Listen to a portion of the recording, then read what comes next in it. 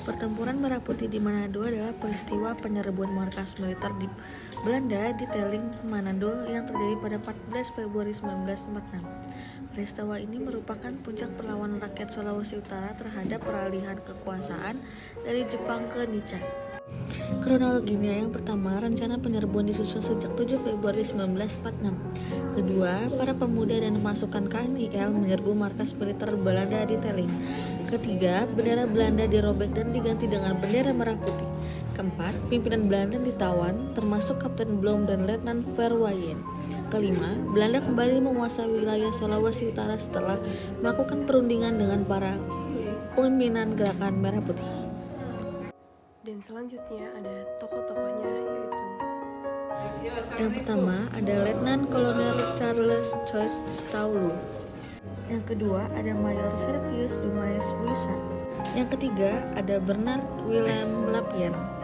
Keempat ada Mambiruntu Kahung. peristiwa Merah Putih di Manado menjadi bentuk perlawanan rakyat Sulawesi Utara terhadap provokasi Belanda. Utamanya, peristiwa ini terjadi di latar belakangi oleh adanya provokasi yang dilakukan Belanda, yang mana menjadi bentuk perlawanan masyarakat Sulawesi Utara terhadap provokasi Belanda tersebut pada 1 Agustus 2023. Ada pula tokoh yang memimpin pertempuran Merah Putih di Manado.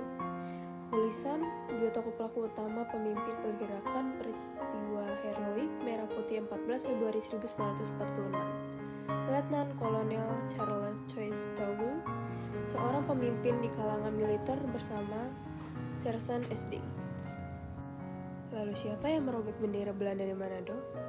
Selebihnya ditahan di penjara Manado. Dalam peristiwa tersebut terjadi perobekan terhadap bendera Belanda oleh Hep Vangko Sumanti. Bagian berwarna biru dirobek sehingga hanya menyisakan warna merah dan putih.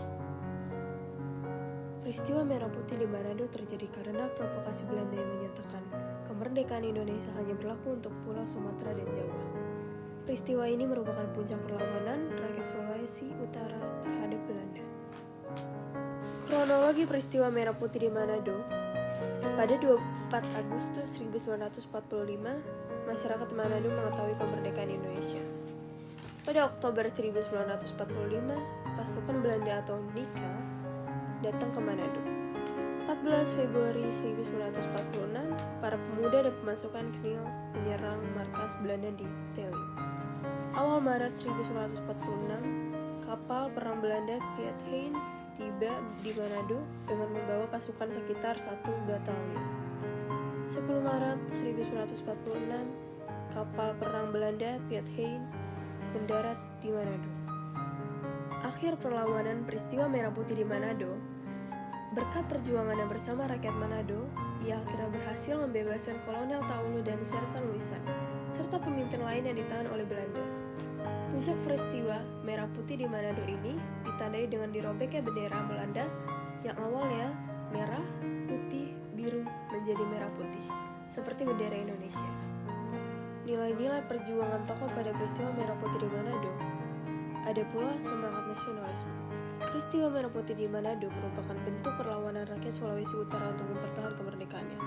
Dan cinta tanah air, peristiwa ini merupakan bentuk perlawanan terhadap provokasi Belanda yang menyatakan bahwa kemerdekaan Indonesia hanya berlaku untuk Pulau Sumatera dan Jawa. Lalu ada menolak penjajahan. Peristiwa ini merupakan bentuk perlawanan terhadap Belanda yang ingin kembali menguasai Sulawesi Utara.